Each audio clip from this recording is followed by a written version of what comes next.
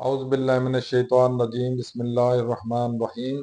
अल्लाह जल्ल शानहू दे नाम दे नाल अल्हम्दुलिल्लाहि रब्बिल आलमीन वल आक़िबतुल लिल-मुत्तक़ीन अस्सलातु वस्सलामु अला रसूलिल करीम। दोस्तों अस्सलाम वालेकुम। डॉक्टर नसीर कालो हाज़िर CNP न्यूज़ तो।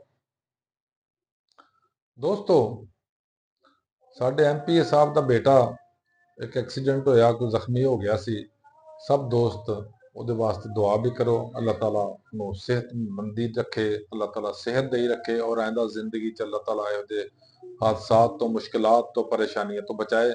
और यही दुआ पूरी मुस्लिम वास्ते भी करनी चाहिए ताकि साडे जो पाकिस्तानी भाई ने, साडे मुस्लिम भाई ने या जो भी साडे पाकिस्तानी है, अल्लाह ताला सब ते अपना करम फरमाए, फजल फरमाए, मेहरबानियां फरमाए। दोस्तों तुसीं सुन रहे होने अजकल बड़ा टॉपिक चल रहा इमरान खान की बीमारी का और उसके इलाज का।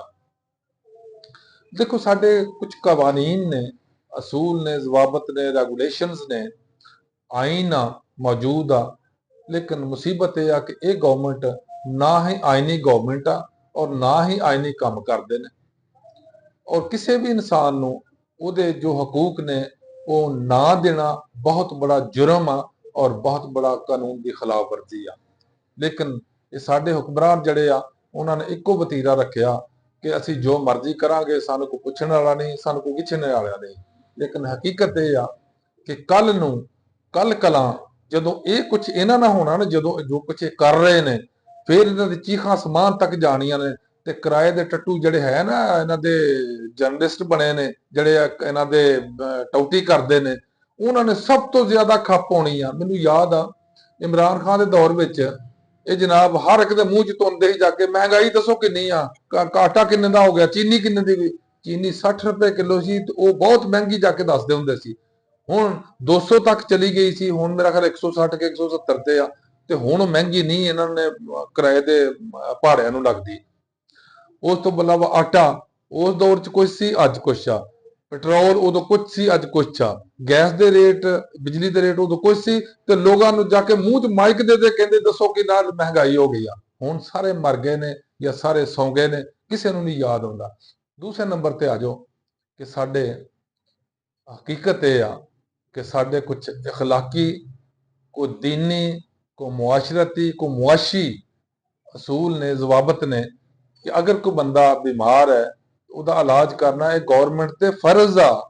गवर्नमेंट ने वर्ल्ड हैल्थ ऑर्गेनाइजेशन ने एक मुआहदा किया UNO दे नाल, UNO यूनाइटेड नेशन ऑर्गेनाइजेशन जिहड़ी अक़वाम मुत्तहिदा ਉਹਦੇ ਚ एक साइन की आ कि ਅਸੀਂ ਆਪਣੇ मुल्क के अंदर 2000 तक, ਹੁਣ तो 25 साल उत्ते हो गए ना, 2000 तक हर बंदे वास्ते इलाज फ्री करांगे, जिहदे च वो मुस्लिम गैर मुस्लिम का कोई कंसैप्ट नहीं। सारे पाकिस्तानी हर मुल्क के किसी भी कोने च बैठा पाकिस्तानी उस वास्ते जरूरी है कि उन्होंने गवर्नमेंट मुहैया करे।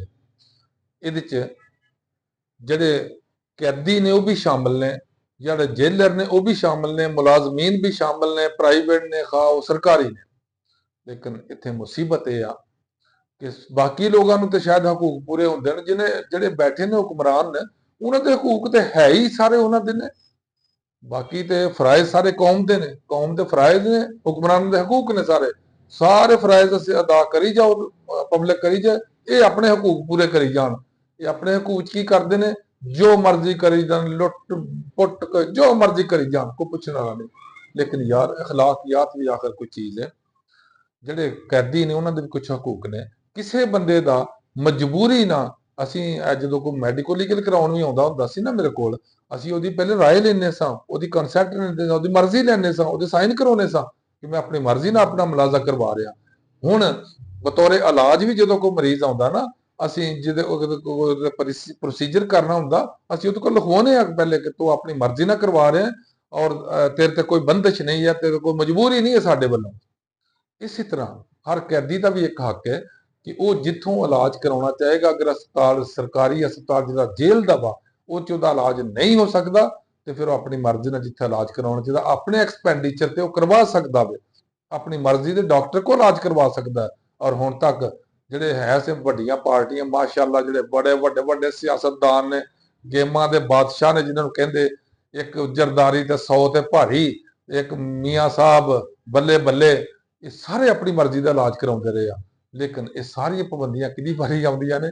ਸਿਰਫ ਔਰ ਸਿਰਫ ਇਮਰਾਨ ਖਾਨ ਤੇ। ਉਹਦੇ ਅਹਿਲੇ ਖਾਨਾ ਨੂੰ ਨਹੀਂ ਮਿਲਣ ਦਿੱਤਾ ਜਾਂਦਾ, ਉਹਦਾ ਮਰਜ਼ੀ ਦਾ ਇਲਾਜ ਨਹੀਂ ਕੀਤਾ ਜਾਂਦਾ, ਉਹ ਡਾਕਟਰਾਂ ਨੂੰ ਮਰਜ਼ੀ ਜਿਹੜੇ ਉਹਨਾਂ ਦੇ ਮਰਜ਼ੀ ਦੇ ਡਾਕਟਰ ਉਹਨਾਂ ਨੂੰ ਮਿਲਾਇਆ ਨਹੀਂ ਜਾਂਦਾ। ਇਹ ਬਹੁਤ ਬੜੀ ਜ਼ਿਆਦਤੀ ਆ, ਇਹ ਨਹੀਂ ਹੋਣੀ ਚਾਹੀਦੀ। ਕਿਉਂਕਿ ਇੱਕ ਸਾਡੇ ਕੱਲ ਪਰਸੋਂ ਫਰਮਾ ਰਹੇ ਸਨ ਸਾਡੇ ਵਜ਼ੀਰੇ ਕਾਨੂੰਨ ਆਜ਼ਮ ਤਾਰੜ ਸਾਹਿਬ ਕਿ ਜਨਾਬ ਹਰ ਬੰਦਾ ਭਾਵੇਂ ਵਜ਼ੀਰ ਆਜ਼ਮ ਸੀ ਭਾਵੇਂ ਕੋਈ ਵੀ ਹੋਵੇ, ਉਹਦਾ ਬਾਕੀ ਉਹਦੇ ਹਕੂਕ ਦੂਸਰਿਆਂ ਨੂੰ ਜ਼ਿਆਦਾ ਨਹੀਂ ਹੈ। ਤੇ ਬਿਲਕੁਲ ਠੀਕ ਕਹਿੰਦੇ ਹੋ, ਉਹਦੇ ਹਕੂਕ ਦੂਸਰਿਆਂ ਨੂੰ ਜ਼ਿਆਦਾ ਨਹੀਂ ਹੈ, ਲੇਕਿਨ ਉਹਦੇ ਬਤੌਰ ਇਨਸਾਨੀ ਹਕੂਕ ਜਿਹੜੇ ਨੇ ਉਹ ਵੀ ਉਹਨੇ ਨੇ ਜਿੰਨੇ ਬਾਕੀਆਂ ਦੇ ਨੇ। ਨਵਾਜ਼ ਸ਼ਰੀਫ ਸਾਹਿਬ ਦੇ ਵੀ ਉਹਨੇ ਨੇ, ਸ਼ਬਾਜ਼ ਸ਼ਰੀਫ ਸਾਹਿਬ ਦੇ ਵੀ ਉਹਨੇ ਨੇ, ਜ਼ਰਦਾਰੀ ਸਾਹਿਬ ਦੇ ਉਹਨੇ, ਔਰ ਇਮਰਾਨ ਖਾਨ ਦੇ ਵੀ ਉਹਨੇ ਨੇ। ਲਿਹਾਜ਼ਾ ਜਦੋਂ ਹਕੂਕ ਤੇ ਗੱਲ ਆਉਂਦੀ ਹੈ ਫਿਰ ਸਾਰਿਆਂ ਦੇ ਬਰਾਬਰ ਕਰਨੇ ਚਾਹੀਦੇ ਆ। ਇਹ ਨਹੀਂ ਹੈ ਵੀ ਇੱਕ ਨੂੰ ਲੰਦਨ ਜਾ ਕੇ 4 ਸਾਲ ਦੀ ਇਜਾਜ਼ਤ ਦੇ ਦਿੱਤੀ ਜਾਏ, ਇੱਕ ਨੂੰ 1.5 ਸਾਲ ਦੀ ਦੁਬਈ ਦੀ ਇਜਾਜ਼ਤ ਦੇ ਦਿੱਤੀ ਜਾਏ, ਲੇਕਿਨ ਦੂਸਰੇ ਨੂੰ ਕਿਹਾ ਜਾ ਕੇ ਤੈਨੂੰ ਮਿਲਣ ਵੀ ਨਹੀਂ ਦੇਣਾ ਕਿਸੇ ਨੂੰ। ਨਹੀਂ, ਇਹ ਜ਼ਿਆਦਤੀ ਆ, ਔਰ ਹਰ ਜ਼ਿਆਦਤੀ ਜਿਹੜੀ ਆ ਉਹਦਾ ਤਦਾਰਕ ਹੋਣਾ ਚਾਹੀਦਾ। ਵਗਰਨਾ ਹਰ ਜ਼ਿਆਦਤੀ ਦਾ ਜਵਾਬਦੇਹੀ ਇੱਥੇ ਨਹੀਂ, ਅਗਰ ਇੱਥੇ ਤੁਸੀਂ ਨਹੀਂ ਕੋਈ ਪੁੱਛਦਾ ਨਾ ਤੁਹਾਨੂੰ ਜਾਂ ਪੁੱਛ ਨਹੀਂ ਸਕਦਾ, ਅੱਲਾਹ ਦੀ ਅਦਾਲਤ 'ਚ ਤੁਹਾਨੂੰ ਜਵਾਬਦੇਹ ਹੋਣਾ ਵੇ। ਔਰ ਤੁਸੀਂ ਉਹਦੇ ਵੱਲ ਵੇਖ ਲਓ ਕਿ ਜੋ ਜਿੰਨੇ ਵੀ ਡਿਕਟੇਟਰ ਆਏ ਨੇ ਹੁਣ ਤੱਕ, ਜੋ ਉਹਨਾਂ ਦਾ ਹਸ਼ਰ ਹੋਇਆ ਵਿਚਾਰਿਆਂ ਦਾ ਤੁਹਾਡੇ ਸਾਹਮਣੇ ਆ। ਔਰ ਮੇਰੀ ਦੁਆ ਹੈ ਕਿ ਅੱਲਾਹ ਤਾਲਾ ਪਾਕਿਸਤਾਨ ਤੇ ਪਾਕਿਸਤਾਨੀ ਤੇ ਕਰਮ ਫਰਮਾਏ, ਔਰ ਇਹ ਸਾਡੇ ਜਿਹੜੇ ਮੁਕਤਦਰੀ ਆ ਵਾ ਇਹ ਕਮ ਸੇ ਕਮ ਥੋੜਾ ਜਿਹਾ ਅਖਲਾਕੀਆਤ ਦਾ ਖਿਆਲ ਰੱਖਣ ਔਰ ਥੋੜਾ ਜਿਹਾ ਆਪਣੀ ਜ਼ਿੰਮੇਦਾਰੀਆਂ ਦਾ ਵੀ ਅਹਿਸਾਸ ਰੱਖਣ, ਤਾਂ ਕਿ ਲੋਕਾਂ ਨੂੰ ਕੁਝ ਆਸਾਨੀਆਂ ਹੋ ਸਕਣ। ਅੱਲਾਹ ਹਾਫਿਜ਼, अस्सलाम वालेकुम।